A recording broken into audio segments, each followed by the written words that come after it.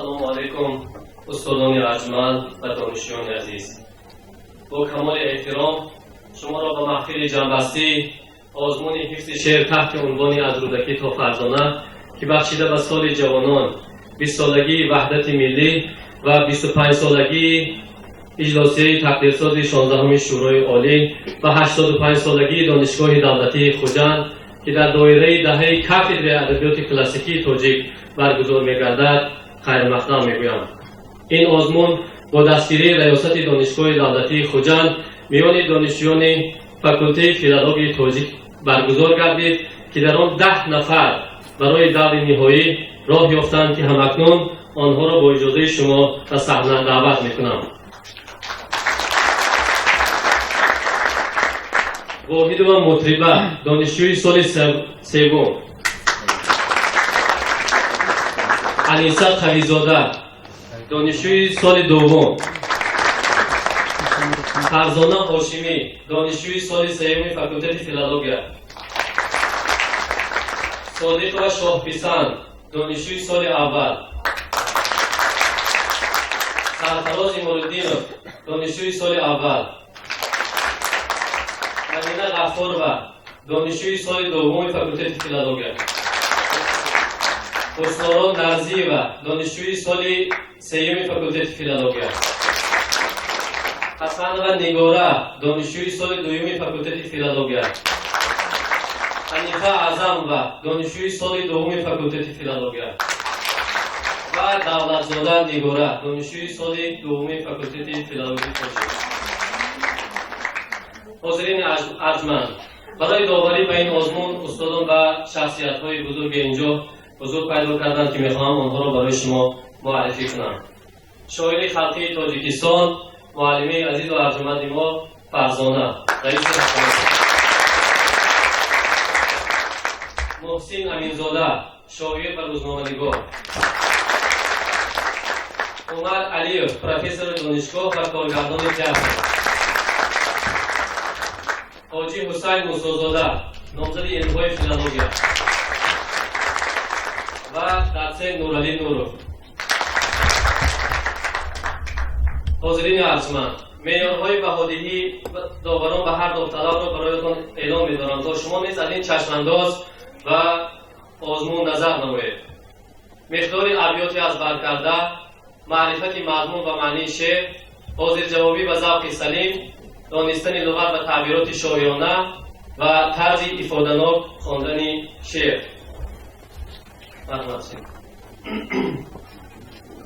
حالا باشد در آغاز به صحنه سراینده جوان و امیدبخش حلیم جان سلیمی را دعوت می‌کنم. سرودخواننده حالا همه اینجا دیدن می‌کنم.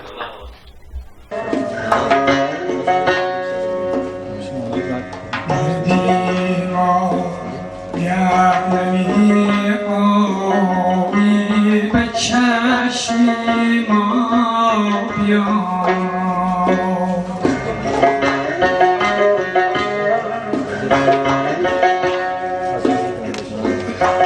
دیما یعنی آوی به چشمی ما بیا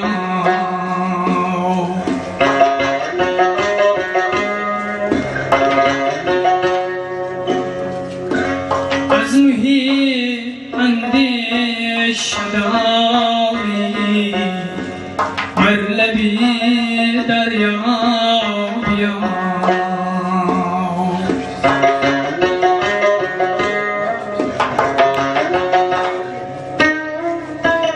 از محیط شدایی بر لبی دریا بیا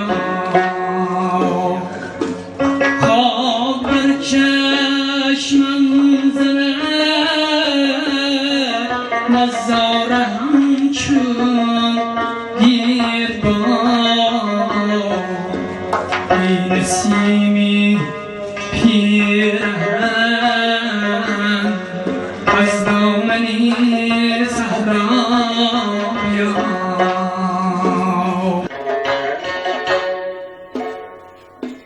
یک شب بهری خدای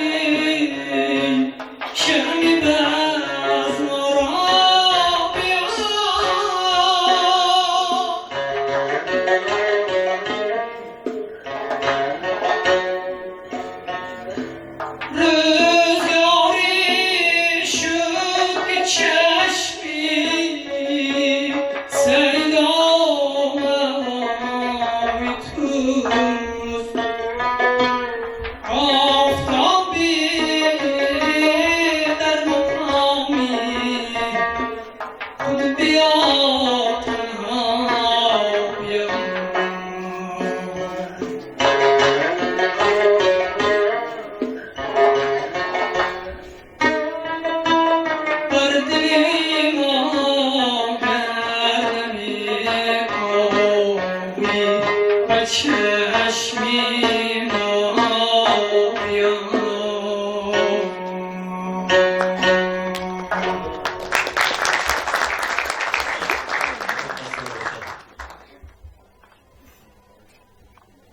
ادبیات تاجیک واقعا افتخار دیروز، امروز و فردای ملت تاجیک است. اساسگزار صلح و وحدت ملی پیشوای ملت جناب عالی محترم امام علی رحمان پیوسته برای ما جوانان تلقین می‌سازند که این ادبیات غنی که مایه افتخار تمام جهان است باید حفظ کنیم، از بر کنیم و این نکته مخصوصا در کتاب تازه نشر ایشان با نام چهره‌های ماندگار تاکید شده است و این دوستانی که شما می‌بینید با پیروی از سخن‌های پرزیدنت مملکت امروز اشعار نیاگانه حفظ کردند و این نوبت اشتراکچی اول آزمون را میخواهم به صحنه دعوت کنم. مطرب خان واحدوه دانشجوی سال سوم گروه 303 خط کرده مکتب تحصیلات عمومی رقم 61 ناحیه باباجان غفور، استاد زبان و ادبیات تاجیک در مکتب خدایگردی و مکرم زیاده از 400 بیت از اشعار حافظ حفظ کردند. شاعران پسندیده‌شان حافظ، لایق شیرعلی و فرزانه. مسئولیت دوست داشتهشان نوشتن شعر. قبل از اینکه داوران از شما سوال کنم من میخواستم از شما بپرسم که این 500 بیت 400 بیتی که شما حفظ کرده در طی چند مدت ازبر کرده؟ این 500 بیتی که من از اشعار حافظ حفظ نمودم در طول یک هفته حفظ نمودم.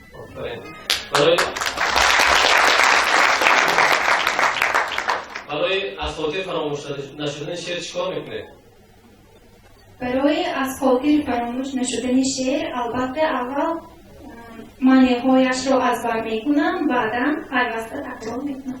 تشکر. سلامت باشه. یک غزل دوست داشتنی برای تماشاگران پیشکش کنید. دانی که چیست دولت دیدار یار دیدن، در کوی او گدایی بر خسروی گزیدن، از جان طمع بریدن آسان بود ولیکن از دوستان جانی مشکل توان بریدن. خواهم شدن به بستان چون غنچه با دلی تن، آنجا به نیکنامی پیراهن دریدن. گه چون نسیم با گل رازی نهفته گفتن، گه زیر عشق بازی از بلبلان شنیدن. بوسیدن لبی یار اول ز دست مگذار، کآخر ملول گردی از دست و لب گزیدن. فرصت شما صحبت کز این دو راه منزل، چون بگذریم دیگر نتوان به هم رسیدن.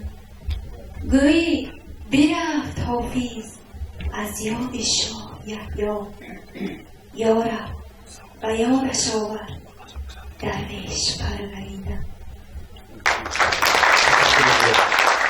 سلامت حیاتی دوباران.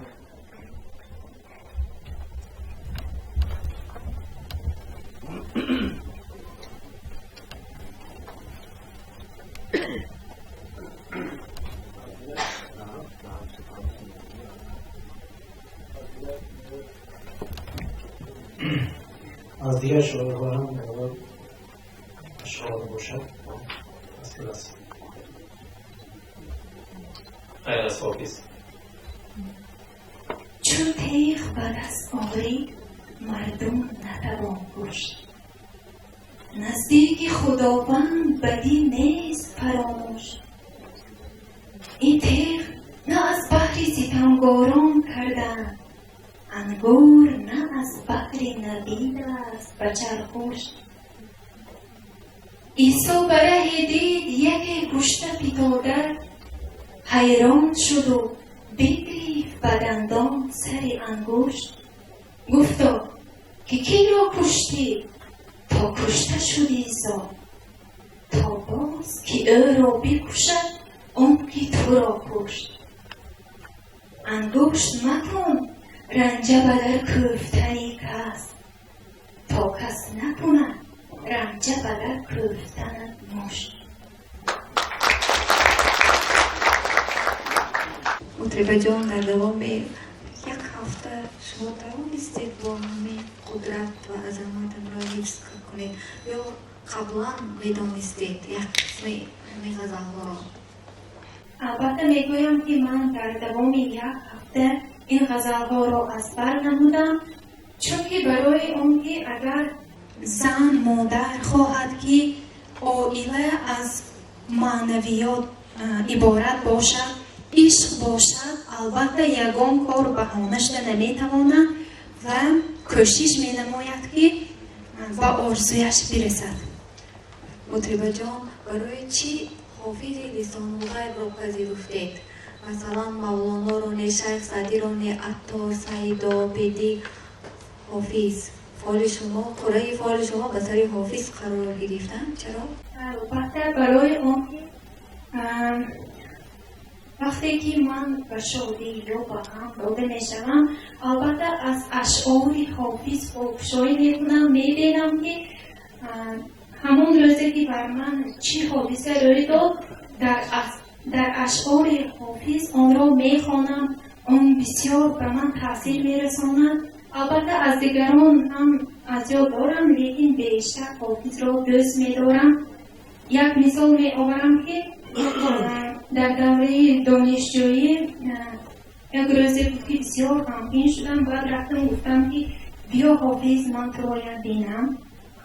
بعد یک همون شدم از مابینش یک بیت خواندم که در آنجا نوشته شده است که غمناک نباید بود از طعن حسود عیبی، شاید که چوبا بینی خیلی تو در آن باشد. و از همون روز سر کرده من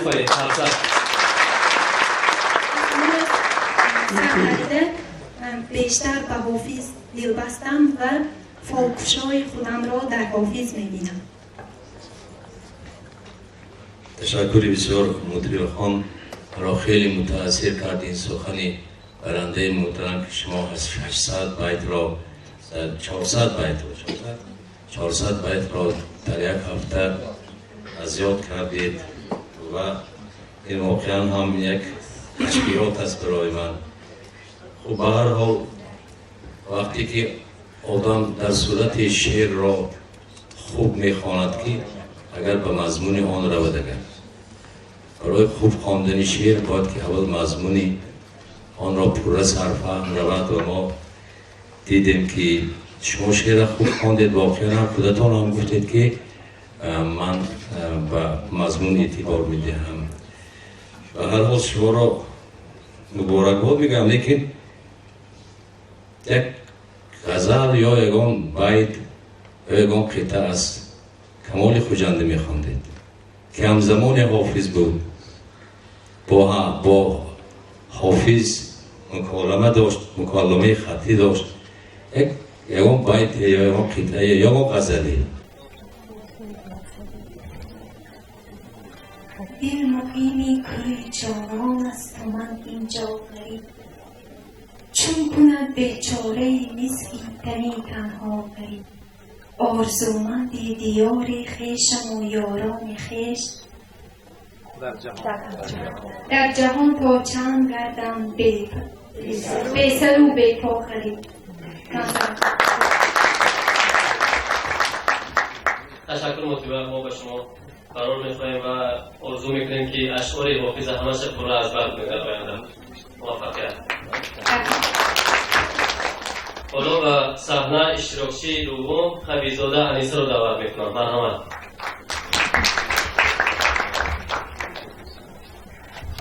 خبیزاده انیسه دانشجوی سال دوم فاکولته فیلولوژیا گروه 201 خط کرده مکتب تحصیلات عمومی رقم 31 شهر اصفهان، استاد زبان و ادبیات تاجیک در مکتب نرزیه و مرحبا خان.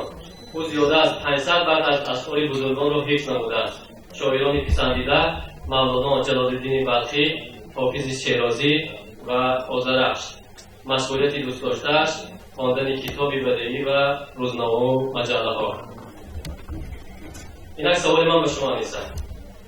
میگویند که شعر مولانا شور و ولوله خاص دارد و از اشعاری که شما حس کردید معلوم میشد که اینجا شاعری دوست داشته‌تان جلال‌الدین رومی است و شما از اشعار جلال‌الدین رومی هم حس کردید، درست؟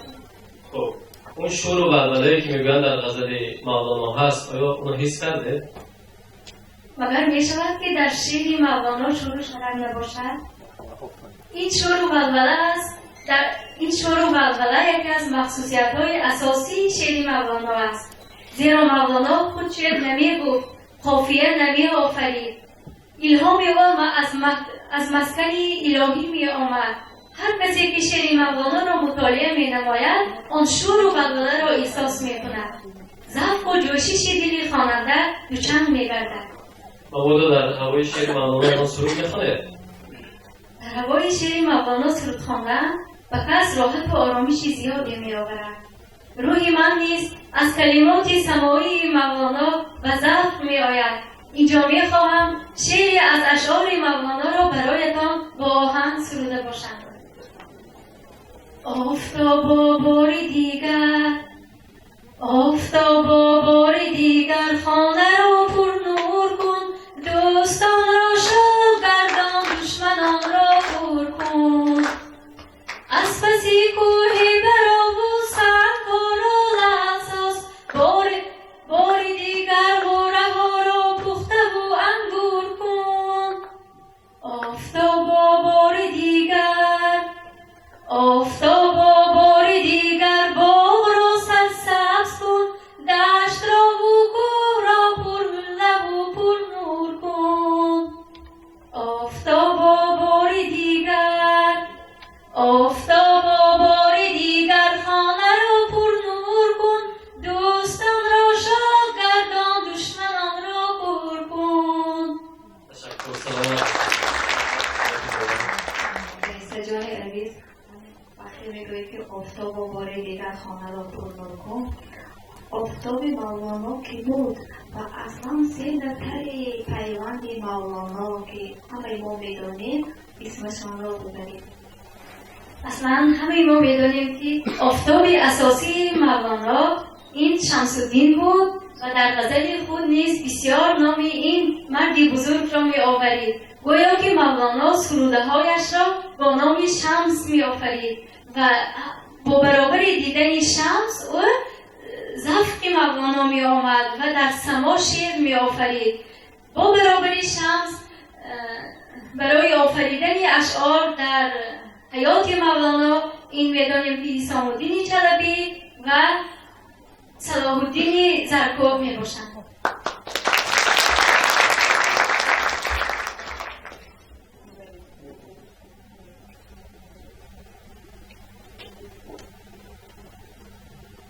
وقتی ما بینیم که در جاشناسی هر مخصوصا همین سال بررسه هم از اصول مولانا ترجمه کردن و هم تحقیق ما باید که کتاب در مورد مولانا تحقیق کنن در اول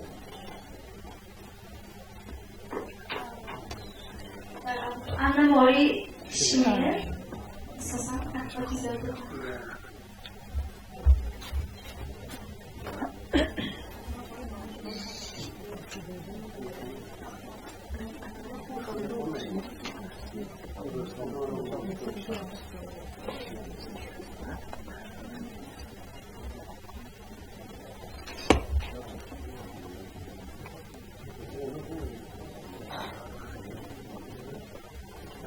علیسا از آزارش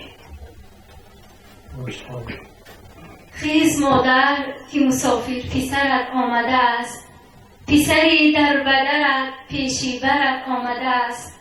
شهر به شهر تمنای برت را می بود، شهریارت به تماشای برت آمده است. سلامت باشید.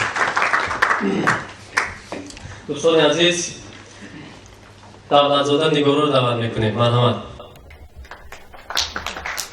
دولتزاده نگارا بانو، دانشجوی سال دوم گروه 202، خط کرده مکتب تحصیلات عمومی رقم 23 ناحیه کوهستان مسجد، استاد زبان و ادبیات تاجیک در مکتب ریحیموف تویشیبه، او مقدار زیاده از 500 بیت را از اشعار بزرگان حفظ نموده است. شاعران پسندیده مولانا، عمر خیام، سعدی شیرازی، حافظ، میرزا ترسونزاده، آذرخش و فرزانه. مشغولیت دوست داشته‌اش خواندن کتاب بدیعی و سیر طبیعت. قبل از اینکه دوباره امتحان کنم میخوام به سوال من پاسخ بدهید نگار بانو. در میان اشعاری که حفظ کردید، اشعار کدامی از شاعران برای شما پسندیده تر بود و احساسات شما بیشتر نزدیک بود؟ البته اشعاری که من حفظ نمودم همش پسندیده من در آنها از خود بودم، لیکن بیشتر من اشعار میرزا خسروزاده رو می‌پسندم، برای آنکه اشعار میرزا خسروزاده و صوفی کند دوستی باشد و بیشتر برای من تاثیر کرده بود. برای همین من بیشتر میرزا. در میان 500 بیتی که حفظ کردید، یک شاه بیتی عالیش برای ما بخوانید. مرد باشی بیرقی بالای سر کن نامیزن، ثبت در بابی ظفر با خطی زر کن نامیزن. نامیزن تا آسمان بردار در بالای کف، مشعلی تابنده چون شمس و قمر کن نامیزن. از میرزا خسروزاده. تشکر. رحمت.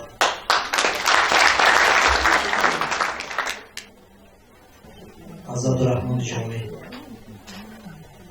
کنون کردم پشت همت قوی، دیهم مثنوی را لباس نوین، کهن مثنوی های پیرانی کار که مانده است از آن رفتگان یادگار. اگرچه روان بخش و جان پرور است، در اشعار نه لذتی دیگر است. و یک سیل خواهم چو گوهر کشید، خیرتنامه ها کستی کردن رسید. خیرتنامه زان اختیاری من است، که افسانه خوانی نه کاری من است. زی اسرار حکمت سخن راندن، به از قصه های کهن خواندن. اینجا من نگاه کردم که در میان شاعران پسندیده شما حافظ شیرازی هم هست. یک بیتی بسیار معروف دارم. حافظ میگن همون کشتی شکستگانیم ای باد شد تو برخیز باشد که باز بینیم دیدار آشنا. این بیت شما دارید که مورد بحث قرار گرفت که کلمه واژه‌اش کشتی شکسته است یا کشتی نشسته. شما در این باره چی فکر دارید؟ این کشتی نشستگانیم یا کشتی شکستگانیم شاید از همون قصه حضرت نوح علیه السلام آگهی داده باشد که خیلی که ما آگاه هستیم وقتی که از طرف پروردگار و حضرت نوح ندا می آید که کشتی ساز و تمام آن موجوداتی که در روی زمین است و از آنها یک دانه به کشتی خود گرفته، یعنی با خود آنها را حفظ نما. و وقتی که حضرت نوح به بحر می براید و طوفان و وقوع می پیوندد و کشتی می شکند، شاید که این از همون کشتی شکسته حضرت نوح شاید ترقی دهد. کشتی حضرت نوح میشکند؟ کشتی حضرت نوح نمیشکند، لیکن وقتی که همون در میان بحثی طوفان و وقوع می آید و آن و مشکلات دچار می آید، شاید که آگاهی از همون کدامش درست؟ شکستش درست یا نشسته؟ نشستش درست.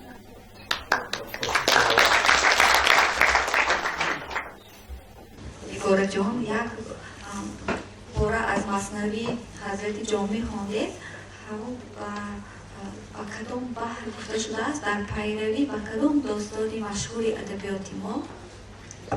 یک بار از مثنوی خوانده نه؟ از جامی بسیار وزنی مشهور. وزنی شاهنامه.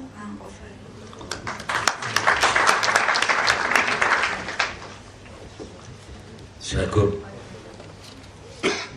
امروز جوانان مثلا بیشتر به اشعار شاعران امروز توجه میکنند. لیکن شما بسیار آفرین که استاد ترسونزاده را اینجا نامبر کردید، روشان شاد کردید و گفتید که مخلصی اشعار استاد میرزا ترسونزاده هستید و چی شما را اشعار میرزا ترسونزاده بیشتر جلب کرد و یک پاره از داستان جان شیرین بخوانید.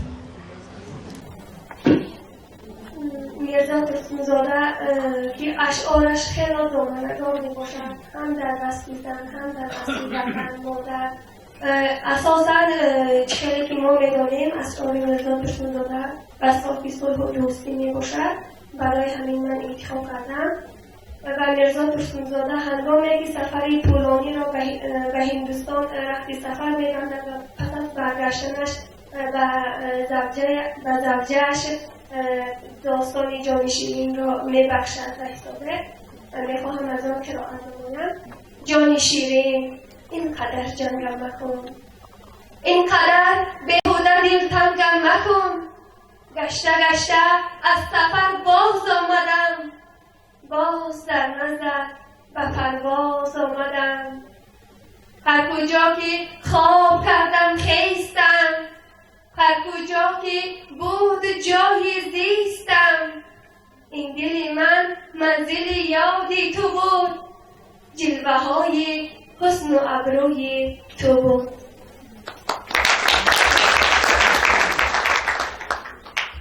ما ز بالاییم و بالا می رویم، ما ز دریاییم و دریا می رویم.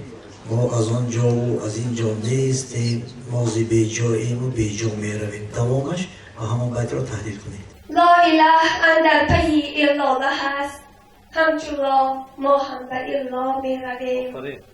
قل تعالی آیت است از جذب حق، ما به جذب حق تعالی می رویم.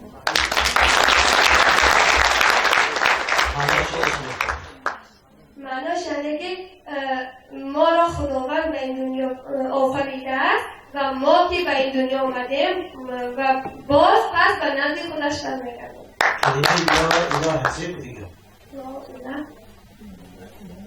نیست خدا.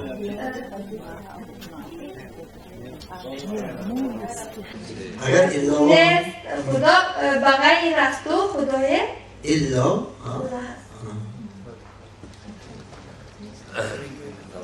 آفرین. تشکر.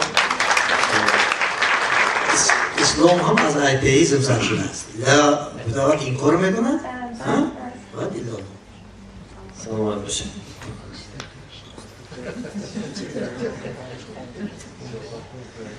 برون میخواییم به شما نگاره بانو و اینک و صحنه بختیار دولت رو دعوت میکنیم. من هم البته بکنیم.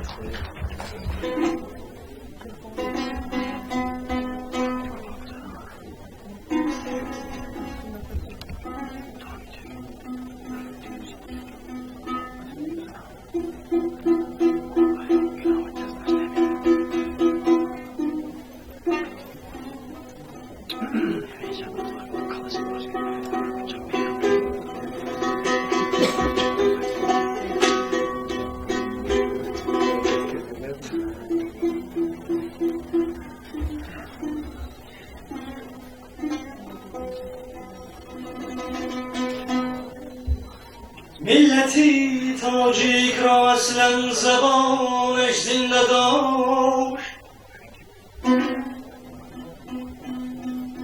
چون که او همین زبان را همچو جانش زنده داشت.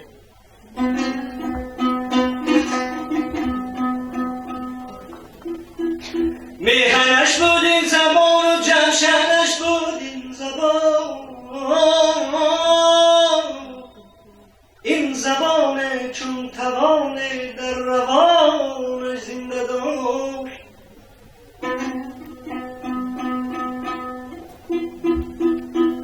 این زبان که چو شیر مادران پاکیزه است، پاک روح پاک جسم پاک جان زنده داشت.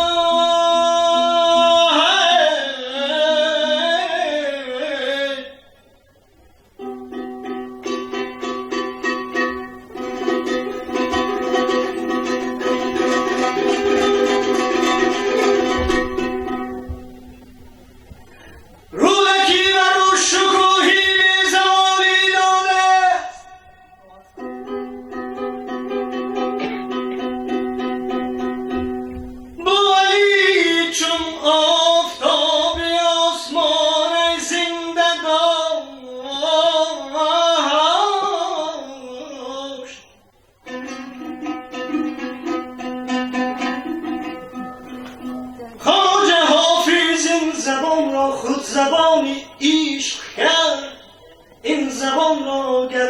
عشقیانش زنده داشت.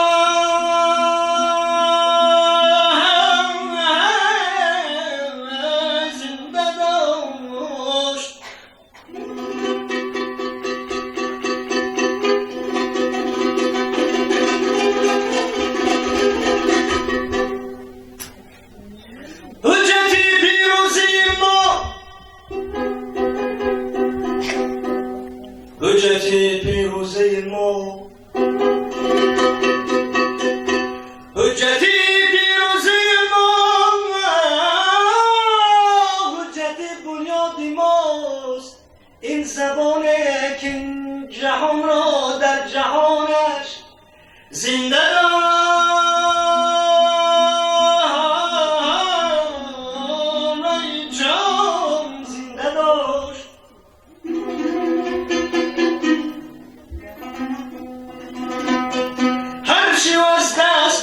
هرچی بر بودند از او در زبانش، در زبانش، در زبانش زنده داشت.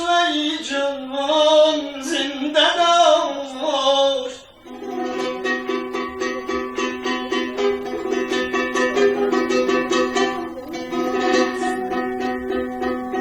ای جان وطنم نامیرت عنوانی من است، پاکی رخت پاکی مانی من است.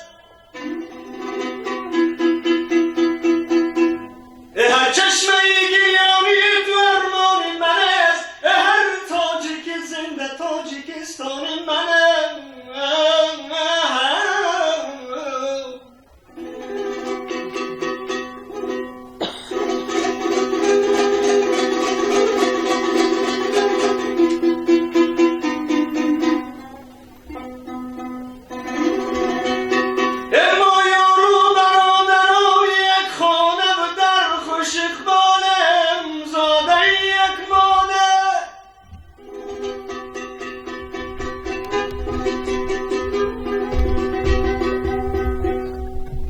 مهری تو وطن چو مهر مادر هر دم ما را ببرد به سوی شادی و ظفر. ای جان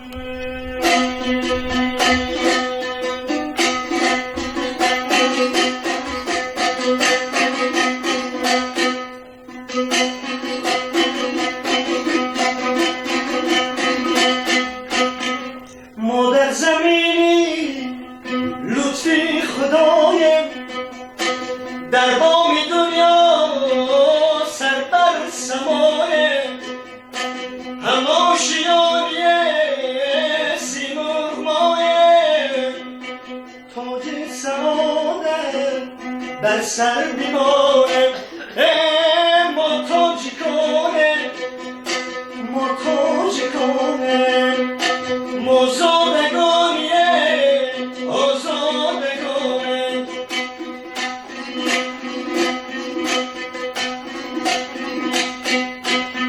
در سرزمینی پاکی بیشتی، رومان در روی خاکی بیشتی.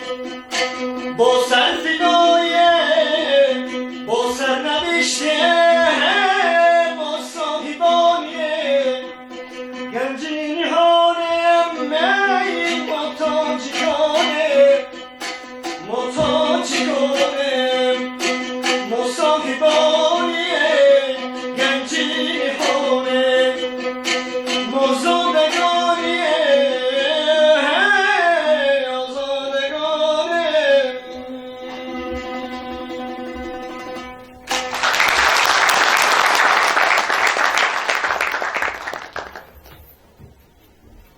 دوستان عزیز، برنامه ما ادامه دارد و این لحظه میخواهم از سرفراز امارالدین زاده دعوت کنم که توجه میکنیم به شناسنامه دختر امارالدین سرفرازالدین، دانشجوی سال اولی فاکولته فیزیولوژی، گروه 102، خلق کرده مکتب تحصیلات میانه عمومی رقم 8 ناحیه کوهستان مسجد، استاد زبان و ادبیات تاجیک در مکتب احمدوف شریف بیگ. او 100 غزل از کمال، 100 غزل از حافظ و 50 رباعی از عمر خیام حفظ نموده است. شاعر پسندیده‌اش حافظ شیرازی است. مشغولیت دوست داشته‌اش خواندن کتاب بدیعی.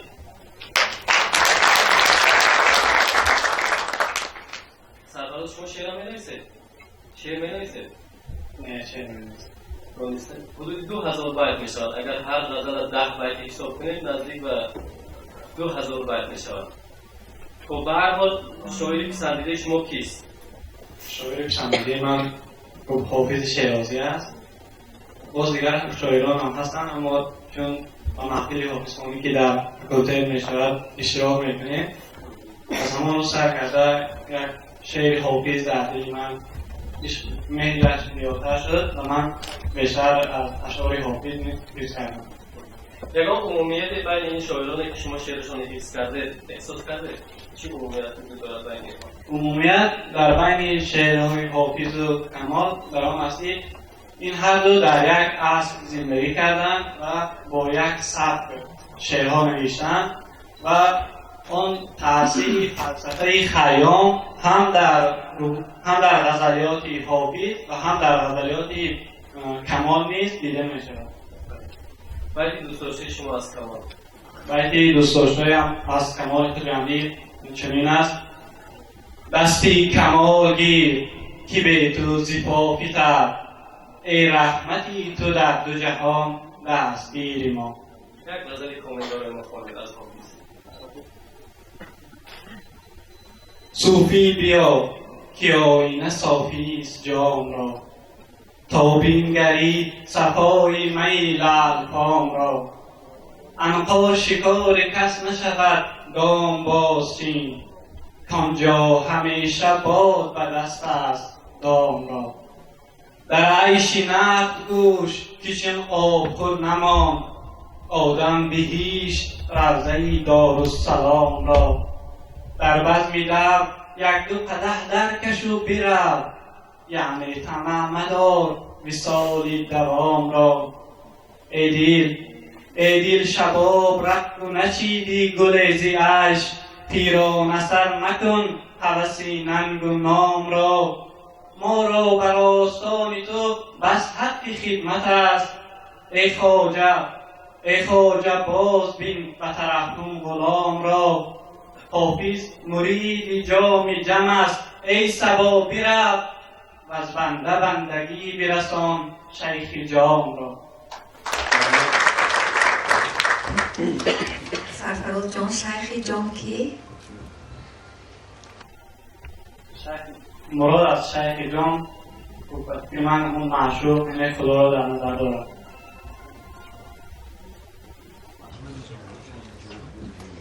هرگز زلف خوبان بوی وفا نیاید، گر تو شنیدی این بو باری برا نیاید. دوامش: هرگز زلف خوبان بوی وفا نیاید، گر تو شنیدی این بو بار مرا نیاید.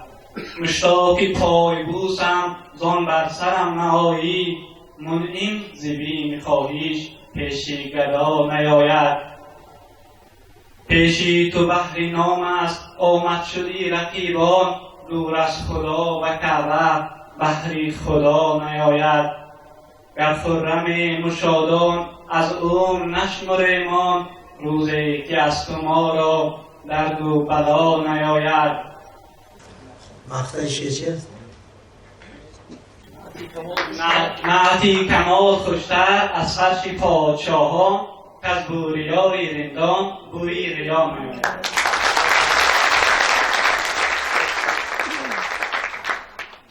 تشکر به شما. شما اینجا از کمال خجندی 100 غزل از یاد میدانید. بسیار آفرین بر شما. و کمال از اون شاعرانی بودند که در هنری تجنیس کار فرمودن یک کلمه به دو معنا خیلی ماهر بودند و والا بودند. مثلا میخواستم که یگان بیتی بخوانید که کمال یک مثلا کلمه را به دو معنا کار فرمود.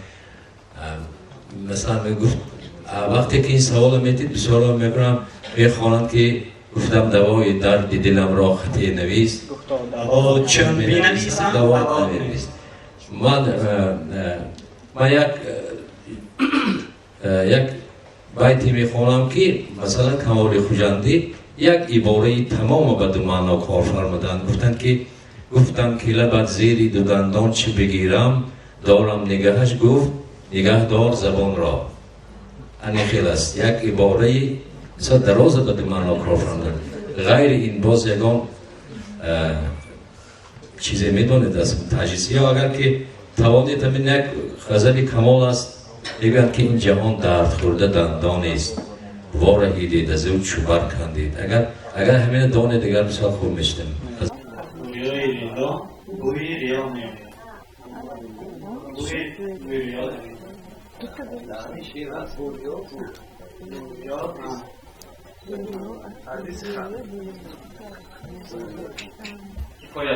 سلامت باشید.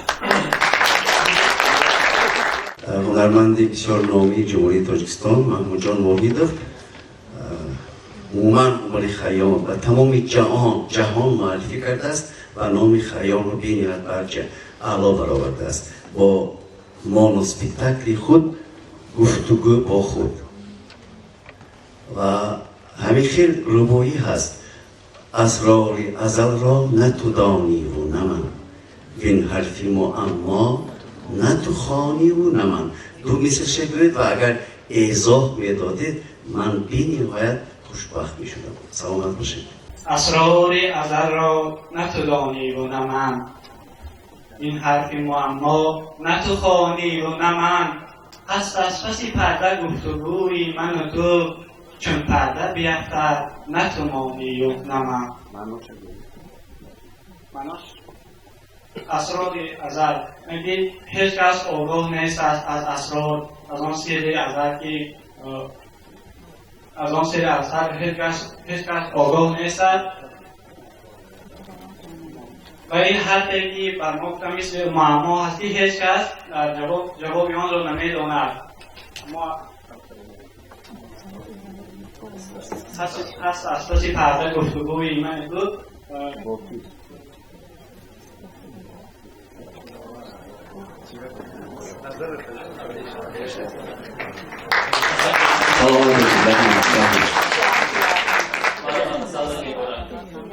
حسن نگارد دانشجوی سال دوم گروه 201 خط کرده مکتب تحصیلات عمومی رقم 29 ناحیه مسجد، استاد زبان و ادبیات تاجیک در مکتب سعیدو و مرضیه ما. او زیاده از 500 بیت را حفظ نموده است. شاعران پسندیده دایر شیرعلی، حافظ شیرازی و میرزا ترسونزاده. مشغولیت دوست داشته‌اش خواندن کتابی بدیعی و نوشتن شعر و قصه ها است. خب نگاران خانم یک غزل دوست داشته‌تان از وقتی داره مخواهد جمالت آفتابی هر نظر باد، ز خوبی روی خوبت خوبتر باد. همای زلف شاهین شهپرت را، دلی شاهانی عالم زیر پر باد. کسی کو بسته زلفت نباشد، چو زلفت در خم و زیر و زبر باد. کسی کو عاشقی رویت نباشد، همیشه غرقه در خونی جگر باد. بتا چون غمزه ات ناوک فشاند، دلی مجروحی من پیشش سپر باد. چو لعل شکرینت بوسه بخشد، مذاق جان من زو پر شکر باد. مرا از توست هر دم تازه عشق، تو را هر ساعت حسن دیگر باد. به جان مشتاق روی توست حافظ، تو را در حال مشتاقان نظر باد. لنجدار شاعران دوست داشته شما دایر شیرعلی و حافظ شیرازی وجود دارد. بین اینها چی عمومیتی هست یا بین لایق و حافظ همین را گفتن ممکن که حافظ رند است، لایق نیز رند است. طبیعت رندانه در اشعار این دو شاعر دیده می شود.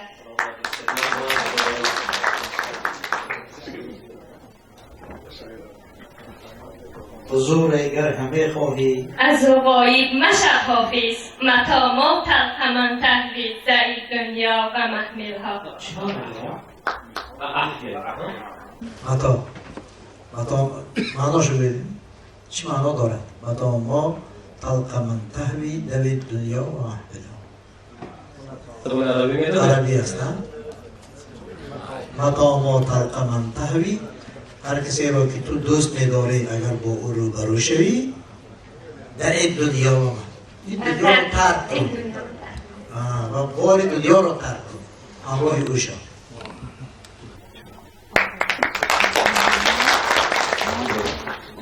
شما از دوستداران اشعار استاد میرزا ترسمزاده هستید و استاد میرزا ترسمزاده یک نفر از شاعرانی بودند که بیشتر زنها را وصف میکردند.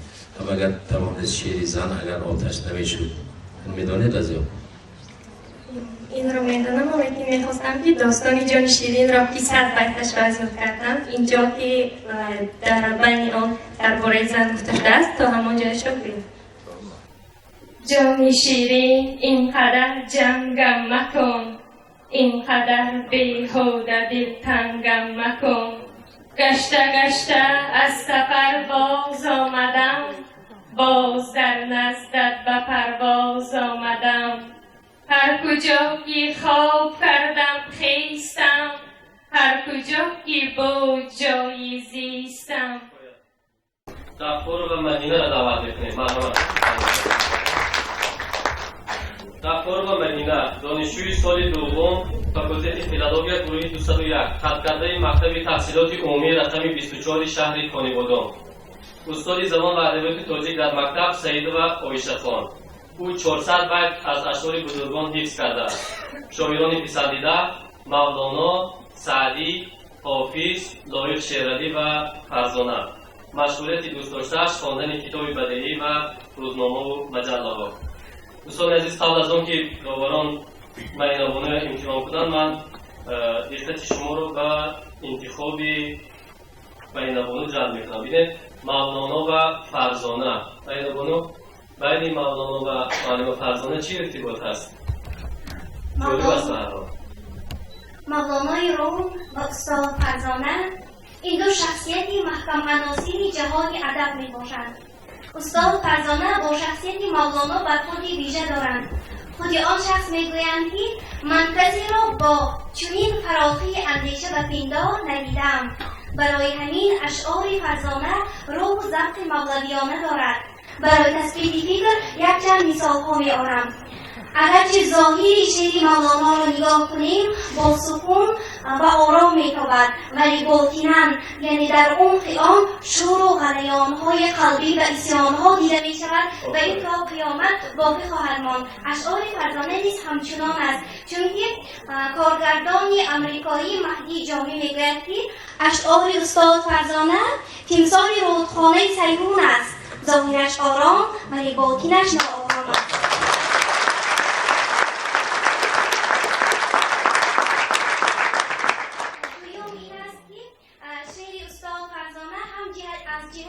آهنگ داخلی انتخابی وزنهای شورانگیز و غزلهای مولانا شباهت دارد. مثلا استاد فرزانه میگویند صبح مرا کنار کش، شمس مرا بدار کش، خنده زنم رها کنم سوی تو جان بسته را. یا در جای دیگر میگویند پیک تو و سلام تو بر نی استخوان من میرسد و نمیرسد. سیوم این است که استاد فرزانه از جوهر شعر مولانا آگاهانه سود گرفتند. مثلا مولانا میگوید نه شرقیم نه غربیم نه اردیم نه سفلیم نه زرکانی طبیعیم نه از اخلاقی گردانم. استاد فرزانه میگویند نه از تحتم نه از فوقم نه از یمنم نه از یسر نه از خاکم نه از بادم نه از آتش.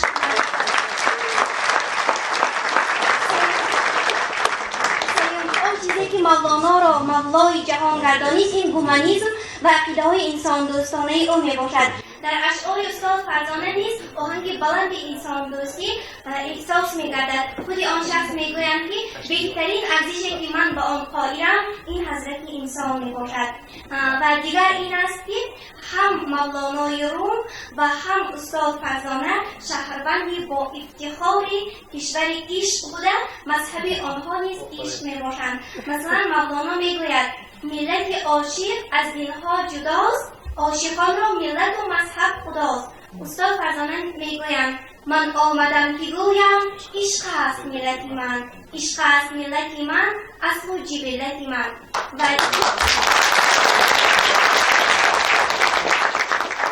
دیگر آن است که هم مولانای روم و هم استاد فرزانه از نقطه ابتدا تا به قله انسانی برکمال رسیدن را در پیراه عشق می دانند. مثلا مولانا می گوید در راه مجاز و اصل جستجوی خود کردیم، هر کسی خدا را یافت عاقبت هم انسان شد. استاد فرزانه می گویند ای عشق دوام من چراغان کن، مرا فرشته کن آری، مرا هم انسان کن.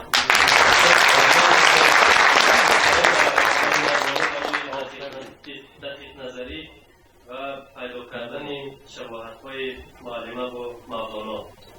خب مهربانو عزل کردن شعر در کدام وقت مناسب است؟ شما کدام وقت شعر حفظ میکنید؟ البته از بر کردن شعر هنگام صبحگاهی پسندیده تر است. همچنان که استاد فرزانه میگویند صبح جایزه است و صبح لحظه سیر معنی های بیکر به شمار می رود و گفتن جایز است که هنگام صبح فیاضان قدوسی از مکمن الهی فرود می آیند و به مزرعه انسان های صاحب دل تخم سفری کلام می پاشند.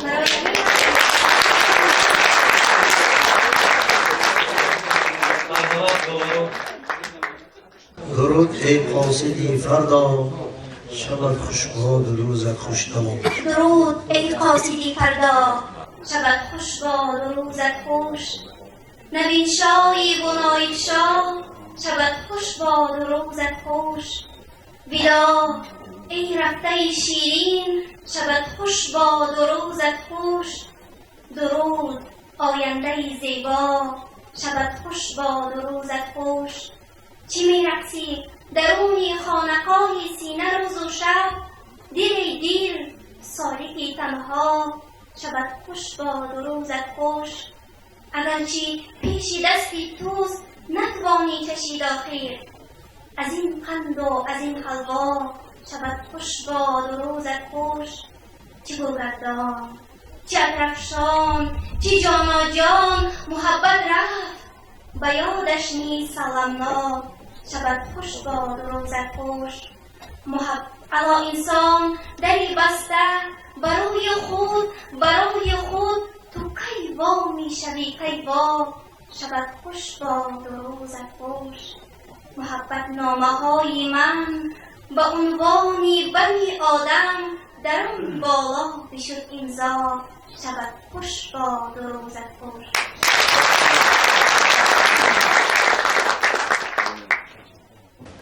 مهمان‌های دانشوری ما گفتند که حضرت مولانا و فرزانه شهروند شهر عشق هستند. مولانا شهروند عادی نیست، شهریاری شهر عشق است، سلطان است. فرزانه شما از شهروندی قطاری هم خارج شد.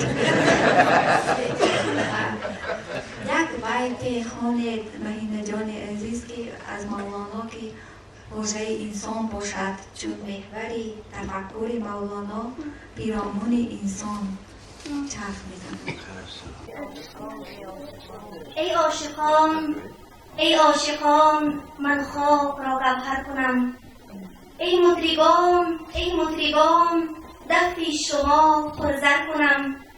ای تشنگان امروز سقایی کنم، وین خاکدانی خوش را جنت کنم کوثر کنم.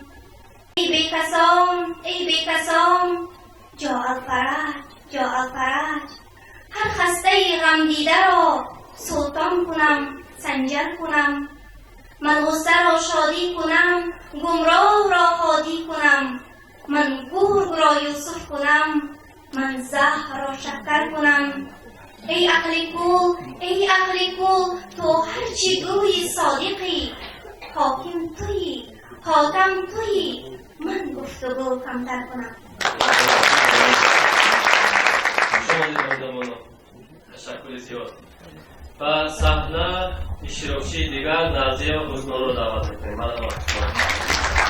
نازیه و حسنورو دانشجوی سال سوم گروه 302 خط کرده مکتب تحصیلات میانه عمومی رقم 1 ناحیه عینی، استاد زبان و ادبیات تاجیک در مکتب قربان خالق‌بردی. او 356 بیت از حافظ، 50 بیت از استاد لایق شیرازی میداند. شاعران پسندیده حافظ شیرازی، سعدی و لایق. مشغولیت دوست داشته‌اش خواندن کتاب بدیعی و گلدوزی. استاد اشعاری که انتخاب کرده معیار انتخابتان چی بود؟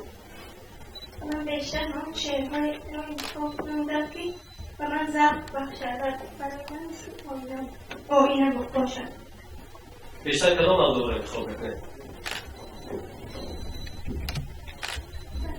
موضوعهای باشد. سلامت باشید. مرحمت دوباره.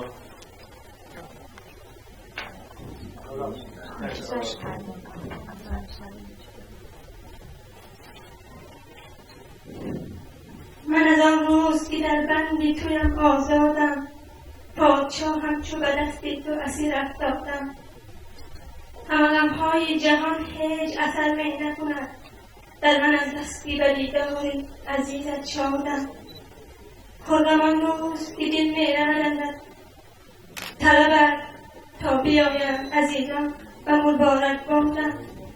من که در هیچ مقامی نزدم خلبه خون، پیش تو رفت بیافتندم و دل بنهادم.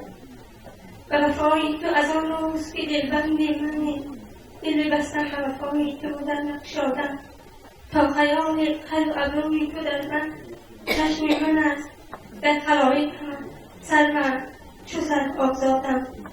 و سخن راست نیاید که چه شیرین سخنی، این عجبتر که تو شیرینی و من فرهادم. سعدیا حبی وطن گرچه حدیث صحیح، نتوان گفت نور به سختی که من اینجا زادم.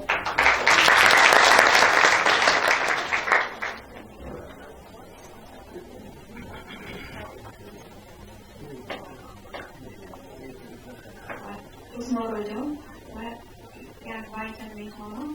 وقتی بدون سر شما میدانید و تفاهمیه اگر توانید کنید. باش میگویم و از گفته خود دل شدم و جواب بیت شما. باش میگویم و از گفته خود دل شدم، بنده عشقم از هر دو جهان آزادم. تا ایری گلشنی کستم چیزی همشن که پیرام، که در این دامبه حادثت چون افتادم. من ملک بودم و فردوسی بر این جایم بود، آدم آوردن در خراب آوردم. سایه تو بگو دلجویی خور و لب جود، به هوای سر کوی تو میرفت از یادم. نیست بر رفتی برم جز الف قامت یاد، چی کنم حرف دیگر یاد نداد استادم. کبکبی بختی مرا هیچ منجم نشناخت، یا همین مادری گدی و چه قسمت زادم. تا شدم کبگوشی در میخانه عشق، هر دمایت همی از من و مبارک بادم. میخورد خون دلم مردمانی دیده سزاست، که چراغی و جیگر گوشه مردم دادم. تا کن چهره حافظ و سر زلف عشق، ورنه این سیل دمادم ببرد بنیادم. نمی‌ترسی ز آه آتشینم، خدای خیلی مشکین داری. و فریاد خماری مفلسان است، خدا را گرمه دوشینه داری. ندیدم خوشتر از شعری تو حافظ و قرآنی که اندر سینه داری.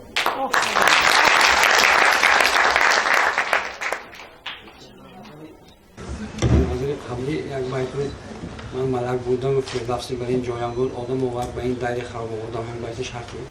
این اشاره به همون قصه حضرت آدم است که چون اون در جنت و وسوسه شیطان داده می شود و همون گندمی که خداوند به اون یعنی خوب کرده بود که باید اون رو به اون نزدیکی نکنید او از روی همین یعنی با او شفقاوت بود، یعنی از روی همین او میخواهد یک بود مزه همون گندم را بیچشد و از آن گندم استعمال میکرد از همون سبب از جنت بشه.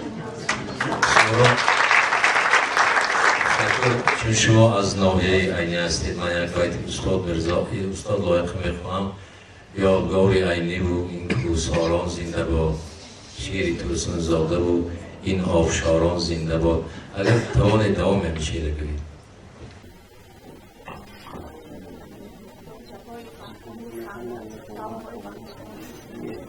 از دارید دیگر هم کنم میشود استاد؟ دیگر کنم نزی رنج و عذاب میترسم، نزی حال خراب میترسم، ببین توفانی مرچهایم نیز زی خسیرونی آب میترسم. به زمانه حساب من پاک است، زی دو سه تجهیزات میترسم. با سیاست همیشه همردیدم، زی سیاست معاب میترسم. دوش در با شتاب میرفتم، این زمان از شتاب میترسم.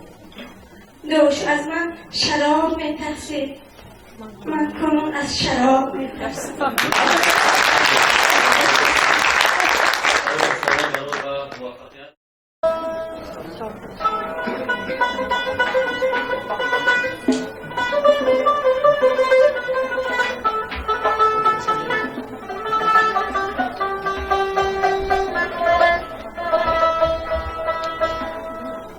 برای تو خورشید جهان سوز مباد،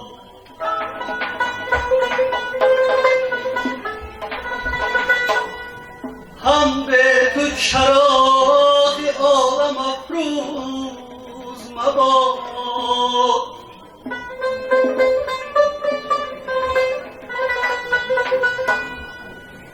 در وصل تو کس چو من بدآموز مباد، روزی که تو را نبینم آن روز مباد.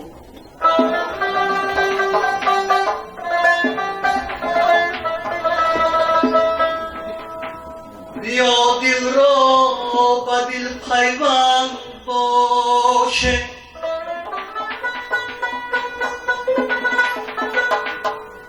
بیا در هجر هم پیوند باشه، نمازی عشق را الحم باشه.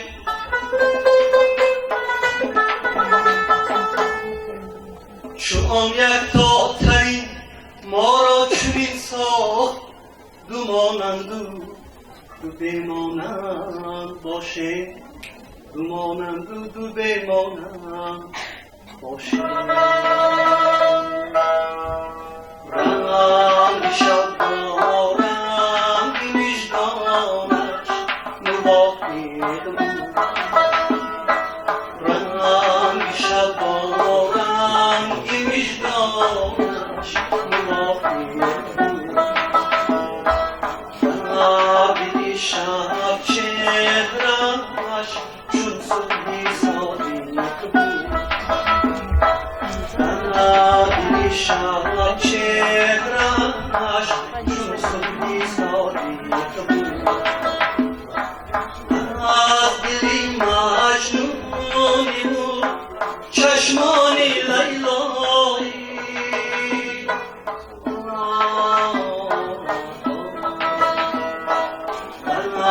شبستان خیسه‌ای از راه باقی، در شبستان خیسه‌ای از راه باقی.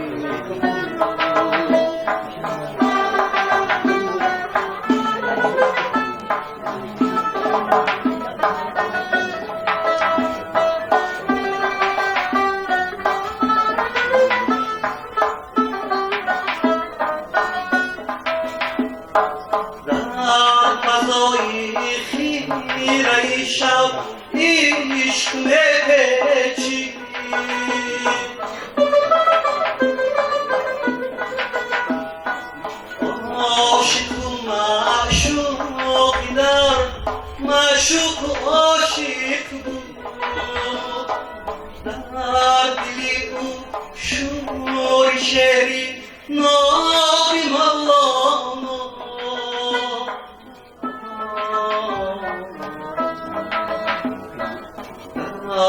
بر شیری تری ساغلایق بود بر شیری تری ساغلایق بود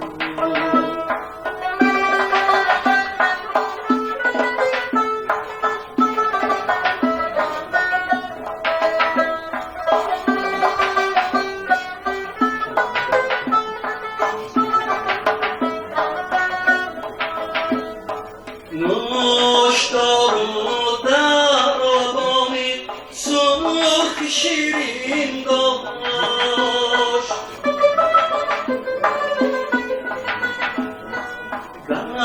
بری من او طبیب خوب حاضر بود چون سحر آمد مثال عمر شیرین رفت روزی من به او برنگی شب مطابق بود روزی من به او برنگی شب مطابق بود روزی من به او برنگی شب مطابق بود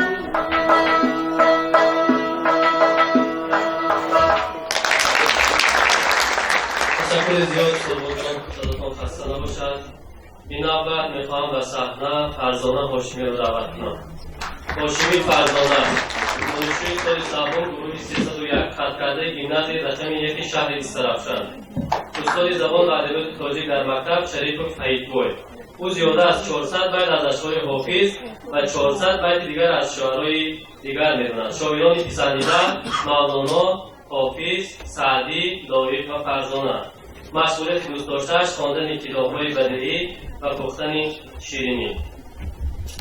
قبل از اینکه جوانان از شما سوال کنم میخوام فرزانه از شما بپرسم که 400 بیت از حافظ حفظ کردید نه؟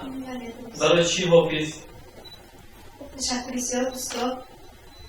غزلیات حافظ دریایی را میماند که هر کس به اندازه ظرفیت خود از آن شاداب می‌گردد. غزلش پاک و صاف، بیغش، خوشایند و لطافت دارد. سیروس شمیسا میگوید در غزلیات حافظ یأس و طنز خیام، شعر و شوق مولانا، عشق و محبت و لطافت و خوشاهنگی سعدی به هم آمیخته است. این همه نکته‌های بالا بود که مرا وادار کرد تا از این ابرمردی بزرگ و مقدار زیاد پارچه‌های شعری یا خود غزل درست کنم. یک غزل بهترین حافظ برای ما خواهد از این برای خودتون. البته من نمیتوانم که یگان غزل حافظ را برگویم، ولی اون چیزی که حالا در ذهنم هست میخوام همون چیز را روایت کنم.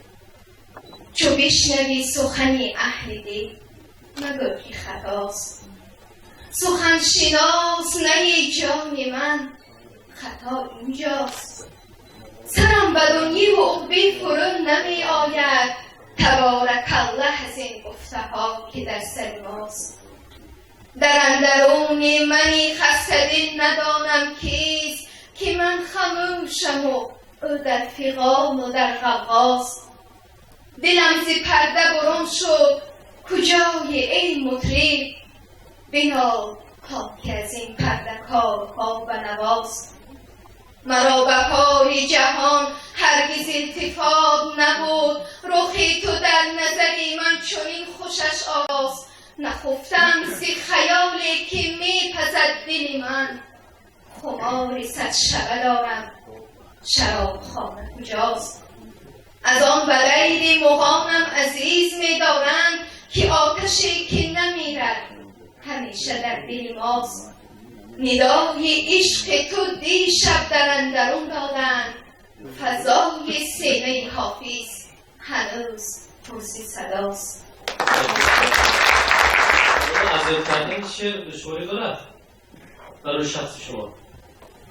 البته شعر اذیت کردن یکی از شغل‌های دوست داشته ترین من است. هم در لحظه سرور و هم در لحظه اندوه من همیشه شعر حس میکنم و من خودم رو به شعر تصور کردن نمیتوانم. شاید از این جهت باشد که شعر حس کردن چندان برایم مشکل نیست، با اون خاطر که همون شعری که حس میکنم پسند دلم باشد و دلخوری من فهمیم. سلامت بشه. خواجه حافظ میگویم خواهم از زلفی بتان نافرگشایی کردن، فکر دور است همان را که خطا می‌بینم. کلمه نافرگشایی نافرگشایی کردن اصلا این نافه یا یک خوشبویی هست که آن نافه از آهو تیار کرده می شود و حافظ میگوید که یعنی نافرگشایی کردن این کاری سخت نیست، این برای من بسیار هم دشوار است. خواهم از زلفی بتان نافرگشایی کردن، فکری دور از همان که خطا میبینم، یعنی نافرگشایی کردن برای من یک فکری دور است که حتی من نمیتوانم فکر آن را در ذهن خودم داشته باشم. غزل رو دوام بدیم.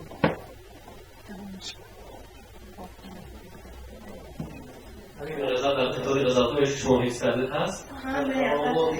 در خرابات مغان نور خدا میبینم، این عجب بین که چی نور زی کجا میبینم. جلوه بر من مفروش ای ملک الحاج که تو خانه میبینی و من خانه خدا میبینم. سوز دل اشک روان آه سحر ناله شب، این همه از نظری لطف شما میبینم. دوستان عیب نظربازی حافظ مکنید که من این رازی محبان شما میبینم. یک سوال مراجعه میکنم. آنجا میبینم شما مولانا دوست میدارید، حافظی دوست میدارید. البته در نظر اول وقتی خواندن چیزا آسان مینامد، برای درک معنی این بیت های اینها عباره های آنها خیلی مشکل است. اینها معنی های تحت لفظی دارند. برای درک معنی شما به چی مراجعه میکنید یا به کی مراجعه میکنید که هم بیت به من فهمانده دیدید؟ البته پیش از اون که یکان چیزا رو میفهمم رو میبیارم با فرهنگنامه های معتمد. اگر اون چیزها رو از فرهنگ ها نیافتم کوشش میکنم که از کتاب های فرهنگ های اصطلاحات مشکلی ادبیات هست، میتونید از چند فرهنگنامه های دیگر اگر از آنجا هم پیدا نکردم از استادانی خودم مراجعه میکنم تا اینکه به من معنی همون چیز را فهمونند. باز ما در فاکولته فیلولوژی تاجیک هر هفته روز سه‌شنبه محفل حافظ خوانی داریم، چون ما من که بیشتر از حافظ شعر ازبر کردن اونجا بسیار مشکلی ما در اونجا حل میشه، چون در اونجا استادانی زیاد و شاگردانی زیاد شرکت می‌ورزند که مبادله افکار میشود و آنها فکر و اندیشه های خود را در رابطه همون بیت یا همون غزل عرض می‌کنند. در فهرستی شاعرایی که شما دوست می‌دارید اسم استاد لایق هست و این استاد جوان است. از اشعار استاد داری یک شعر یا بیتی برید در آن کلمه جوانی یا جوان باشد. حالا که من جوانم دنیا پر از جوانی است، هر جا که پا گذارم آنجا پر از جوانی است. امروز در جوانم در آرزوی فردا، امروز من به نام فردا پر از جوانی است. حالا که من جوانم نوروز سال عمر است، هر لحظه زندگیم سرفال فال عمر است. حالا که عاشقم من اندر دلم تو گویی حد کمال عشق و حد جمال عمر است. من بی کنار اما دنیاست در کنارم، در راه های دنیا چشمی امید دارم. هر چیز که بخواهم اندر خیال و نسیه است، حالا بجز جوانی نقدی به کف ندارم. حالا که من جوانم دنیا پر از جوانی است، هر جا که پا گذارم آنجا پر از جوانی است. تشکر زیاد فرزانوان برای شما برای موفقیت می‌خواهیم و این اول می‌خواهم از صادق و شاه حسن دعوت کنم. صادق شاپیسان دانشجوی سال اول گروه 101 از کادر مکتب تحصیلات میانی عمومی رقم 29 ناحیه مسجد، استاد زبان و ادبیات تاجیک گیوی و نوربیبی. او 455 بیت را از اشعار بزرگان حفظ کرده است. شاعران پسندیده کمال خوجندی و حافظ. مشغولیت دوست داشته‌اش خواندن کتاب‌های بدیعی و پختن شیرینی هاست. خب شاپیسان همانطور که ما از معلوماتنامه شما آگاه شدیم، شما از کمال خوجندی بیشتر شعر حفظ کرده. چی خصوصیت کمال خوجندی باعث شد که به اشعار او مراجعه کنید و اشعار او رو بیشتر حفظ کنید؟ ولی درست میگید استاد، اشعار کمال لطافت دارد، زیبایی دارد، روانی، لفظ و معنی و قافیه و ردیف‌هایش شیواب و برجا می‌باشند. این رو پسندی منم و تا حدی امکان توانستم از برنامه‌ام یک غزل زیبایی کمال برای ما خوانید. از تو یک ساعت جدایی خوش نمی آید مرا، با دیگر کس آشنایی خوش نمی آید مرا. گوییم رفزنده رو سلطانی وقتی خیش باش، بعدی سلطانی گدایی خوش نمی آید مرا.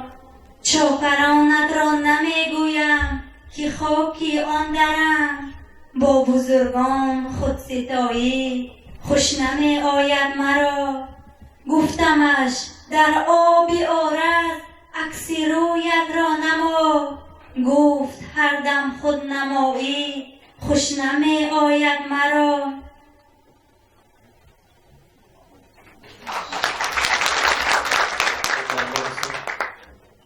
از مولانا: دانی که من زی عالم، دانی که من زی عالم یالغز سنه سیور من، گر در برم نایی اندر غمت اولر من یاری با وفاتم منگر جفا قدرسم، گر تو مرا نخواهی من خود سنه دیر من.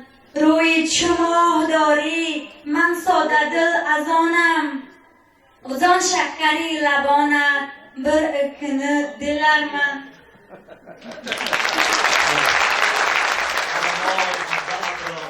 فرمای غمزت را تا خونی من بریزد، و نسنین استنده مر یالغز یازر من.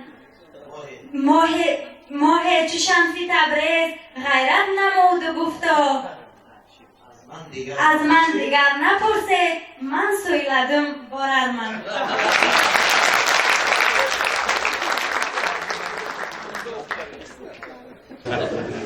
زنجان سر مولانا میگه خود چه جای ترک و تاجیک است و زن فهم سازد این زبان را چوب و سنگ.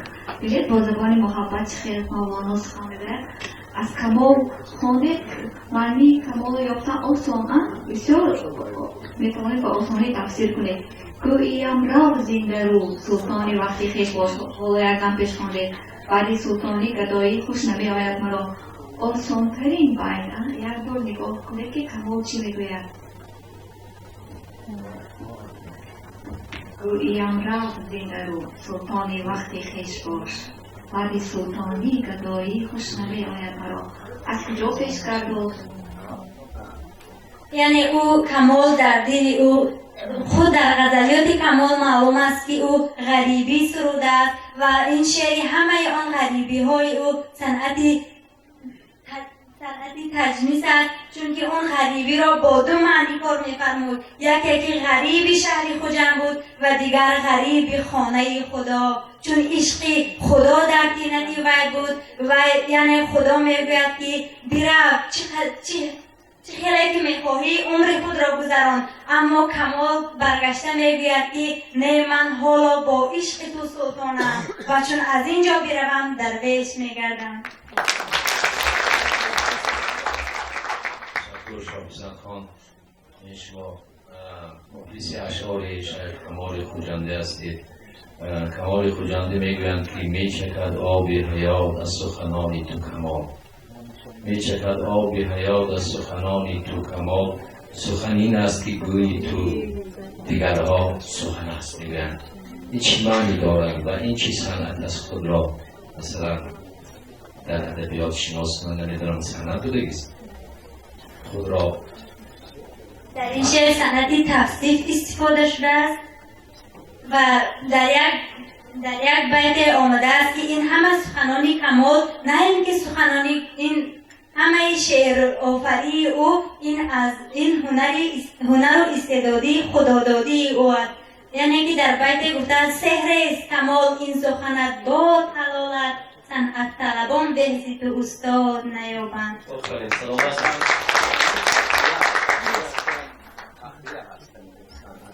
افتخاریه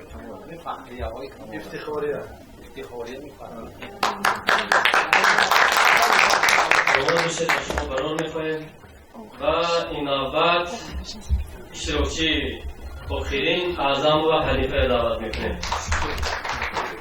اعظم و حنیفه دانشجوی سال دوم گروه 202 خط کرده مکتب تحصیلات عمومی رسم 7 شهر گلستان، استاد زبان و ادبیات تاجیک در مکتب اسکر و گلبهار. او 400 بیت از شاعرای مختلف از بر می‌داند. شاعرانی پسندیده لایق شیرعلی، میرزا ترشنزاده، عمر خیام. مشغولیت دوست داشتهشان زردوزی. من قبل از اینکه دوباره از شما سوال کنم میخوام بپرسم شاعری دوست داشته شما کیست؟ البته اینجا 3 نفر شما ذکر کردید ولی حریمیان باز دوست داشته من لایق شیرعلی میباشد از آن سبب که شعرهای او سالس و روان میباشند و برای حفظ کردن آسان است. سلامت باشید. ما شما دیدیم این اشتراکچی‌های حواس ما اومد که از فردا به حفظ کردن شعر آغاز کنید. چی مسئله میدید؟ ما از چی روی شاعر باید استفاده کنیم؟ باید برای آنکه شعر را حفظ نکنند اول معنی آن را درک کرده بعد آن را حفظ کنند. برای راهی آسان حفظ کردن یعنی معنی شعر درک کردن است. سلامت باشید. مرحمت. ای تنگر پای هوس را پیاده کن، از روز آخری بهار استفاده کن. نامش ای تنگر پای هوس را پیاده کن، از روز آخری بهار استفاده کن. شادی کند رقیب که راهی تو ختم شد، اما تو باز نشو و آغاز جاده کن. شرمنده ای که عشق نورزیده ای هنوز، مردانه باش اینک و آغاز همت زیاده کن. چلشوی چشمهای 40 ساله باید خود را چو چشمی نیمی یک روزه ساده کن. ای هجرتی که شام روی رو به صبح نه، یعنی سفر به این حرمی ناگشاده کن. استاد فرزانه.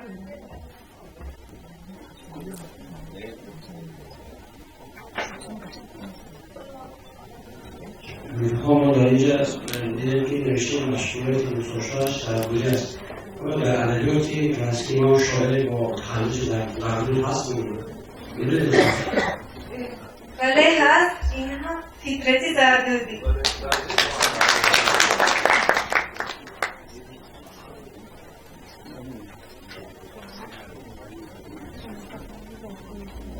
کفر چون من گذاب و آسان نبود.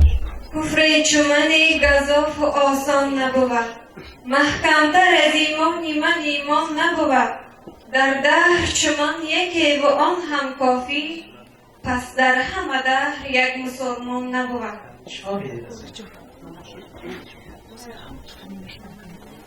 در این باید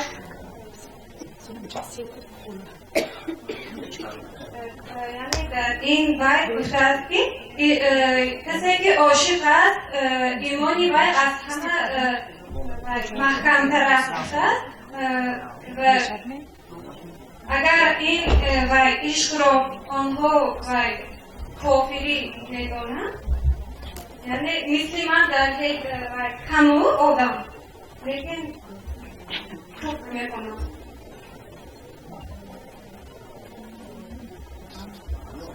دیدینم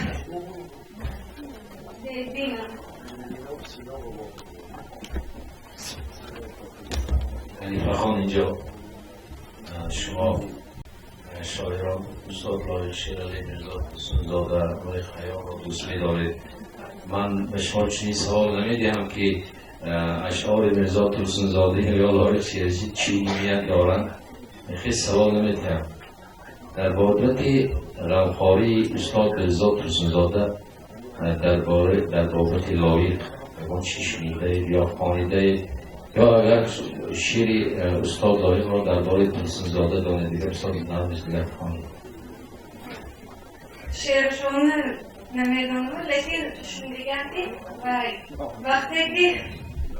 وقتی که استاد لایق شیرعلی و شعرهای شوخی نویسندگان میگفتن داخل شوند، ولی برای داخل شدن یک شاعر باید یک مجموعه شوخ کرده باشد، ولی استاد لایق نداشتن. با شرافتی میرزا حسین‌زاده آنها به شوخی نویسندگان همراه میشوند.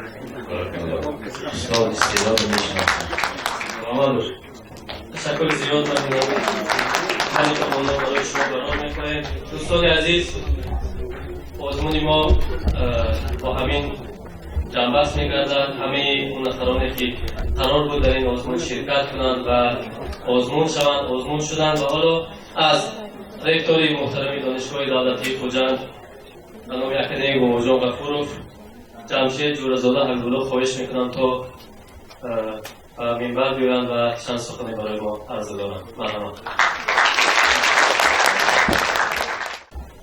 سخن نامه شاگردان عزیز،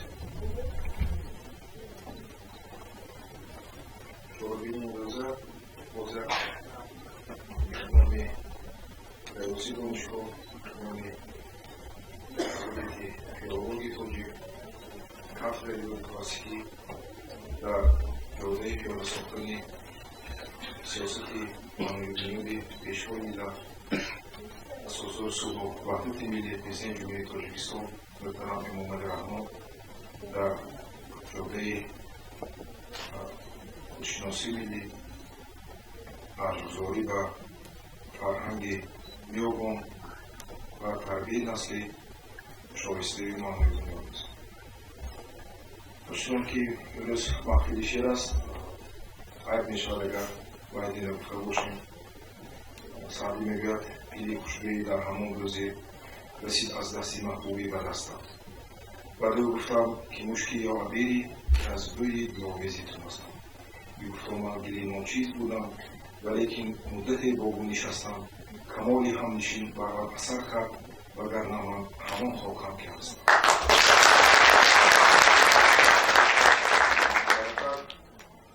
امروز از کمال همنشینی شما از کمال همنشینی معلم عزیز فرزانه استاد حاجی حسین استاد میلومی خیلی سالانه شدیم و در حقیقت برای همه ما هم استادان هم شاگردان امروز یک در تنها یک بزمی شعر و سرود بود که فکر می‌کنم کشفیات هم بود، کشفیات صاحب استعدادها، کشفیات انسان‌های در خدمت، دانشجویان در خدمت بسیار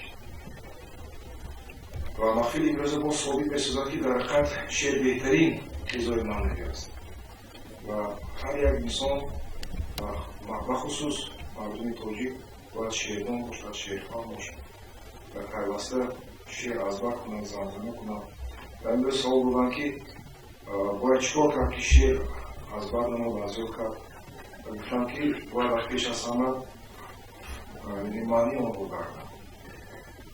اصلا میگن همون مقدار به صفت میبرد، یعنی دانستن شعر بسیار هم باعث است با اون برای خود انسان اون معنی آن رو جستجو میکند، در می‌یابد و دانستن شعر بسیار البته انسان رو پتانسیل انسان، اقتدار ذهنی انسان رو می‌کشد. هر انسانی که میخواد در حیات موفق باشد باید چیزی را معنی بلند رو با معنی بلند باید همیشه خوشنود باشد، از بعد نمید و برای پیشروی انسان، برای کشادن پتانسیل ذهنی، اقتدار ذهنی انسان نظم، نثر خیلی مهم است.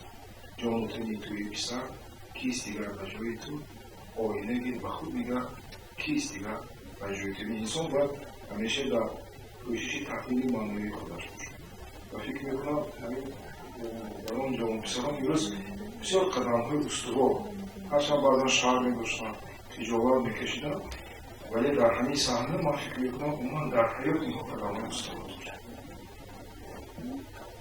یعنی از بالای خود باید اومد و در پیشروی خود در کمالات معنوی خود بسیار قدم های جدی داشت. من همه آنها با همین غلبه معنوی تبریک میکنم و همه آنها پیشروی و مظفریت‌های بی‌نظیر در همین فضای معنوی حتما در زندگی تمام کنم. و البته این اولین چی است؟ چهارمین با نام از کتاب فرزانه است، نام رمزی است. در همین نام آزمون چهارمینی در یک جهان معنی جمع آمده است. یا این از این شاهدان می‌دهد که در حقیقت مردم تاجیک بسیار ادبیات غنی، ادبیات بسیار استوار دارند و براستی من در حیات موندم که چرا اینقدر زیاد از حافظ فقط از کمال او بشود که همین جوانان ما از همه شاعران دستگیر بودند. برای چی نظامی نه، برای چی نازدیکستان اینقدر تصویرها دارد، مثلا اینقدر ابرزهای دارد که روزگار بهترین در ادبیات کلاسیک ما در ادبیات جهانی است. داستان‌های نظامی، داستان‌های نازدیکستان در تصویری طبیعت، در تصویری انسان، موضوعی‌های حسیات انسان در درجه کمالاتی چی است ایجابی است. خوب میشود که ما از همه ادبیات چی بودن فرماندگان ادبیات کلاسیکی عرض بردیم برای تصویر راسلی. ما امید دارم که اولی چی است اقدام هست میباید ما امید داریم که همین آزمون با آزمون عنعنوی تبدیل کنیم. و جوانان بسیار هم از کافر یا از فکولته ادبیات فیلولوژی تاجیک بلکه از دیگر فکولته بلکه از دیگر مؤسسه‌ها و همین آزمون جا کرده میشه. من در تشکیل کنندگان این شورابینی و فکولته استادان فکولته فیلولوژی استادان کافر ادبیات کلاسیکی و همه شما از سپاس بردم و امید دارم که امروز شورابینی امروز مخفی باز قدمی جدی باز پرواز به سوی کمالات معنوی سلام باشید. شاعر خلقی تاجیکستان معلم عزیز و ارجمند ما رئیسی هیئت حکمان دعوت کنم، معلم فرزانه دعوت کنم و بیاید برای ما چند کلمه عرض دارم. علی بزرگ و این عزیزان شیردان و شیرخان ما و وارثان آدم و شعرا رو در که محمد مصطفی شیردان این خدای شما از دبستان و ادبستان بزرگان گذشته تمام باشه. چینه برای همه شما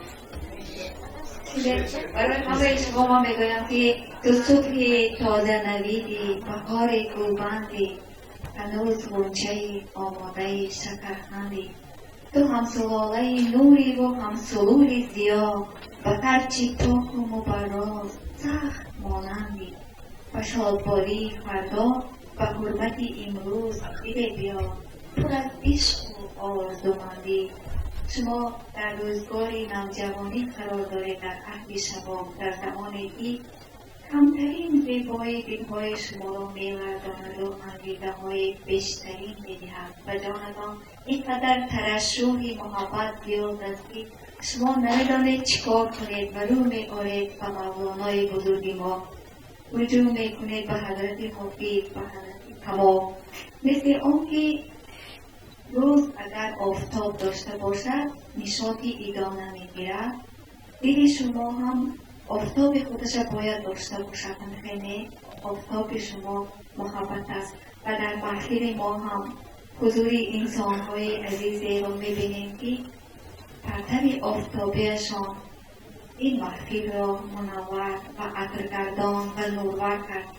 خودش حضور داشتن سروری دانشگاه، سروری ارجمند دانشگاه جمشید جورزاده که به جز عالم دانشوری رشته تاریخ و اجتماعیات بودنشان خیلی آگاه از فلسفه و عرفان و از مایه و لایه و زبان سخنوران بزرگ ما هستند. برای ما پیک شادی بخش حضرت استاد حاجی حسین موسی‌زاده، محسن اکای عزیز ما محسن امینزاده که از کبار بزرگان است، از دوده کمال کبیرند این کسان، دانشوری که همسر او را جهان کند و کمال در اینجا بدون معنی هم کمال خجندی و هم امک عزیزشان کمال دین امینزاده و استادی ارجمند ما عمر علیویچ. این کس اصلا به جای ما باید صحبت میکردم. همینقدر داننده رازی بزرگان، داننده پیکی ملکوتی بزرگان هستم. و یک نکته را استاد گفتم، نفرهایی هستند که در صحنه میبرایند و با نزاکت لطیف ازلی خودشان شعر میخوانند و نفرهایی هستند که با ادعا و تون سخن میگویند، مثل اینکه آدمها را به آموزانیده باشند. دعا میکنم و تمام این بزرگان هم دعا میکنند که خداوندی یکتا همیشه دستگیر شما باشد و پیام نیاکان بزرگ را پیوسته شنوید و در برابر فردا فقط به زینه‌های رفعت و بزرگی و میراج برسید. دیپلم داده می شود به باهی و مطربه برای سزاوار شدن به جای سیوم در آزمون دانندگان شعر از روزکی تا فرزانه برای حفظ زیادی اشعار سخنوران تازی و معرفت شعر که در دایره تمیز بخشیده به سال 2017 سال جوانان، 20 سالگی وحدت ملی، 25 سالگی اجلاسی 16 شورای عالی و 85 سالگی دانشگاه دولتی خوجند به نام اکادمی باجان غفورov تحت عنوانی در جاده تعلیم و علم اصیل برگزارگری سرفراز گردانده می شود. رکتور دانشگاه جورزاده جمشید حبیب‌الله. همچنین برای گرفتن جای دوم و به همین مضمون فرزانه هاشمی مکافات در حجم 300 سامانی خود داده می شود و مهینه غفور و برای گرفتن جای اول در آزمون دانندگان در حجم 20 سامانی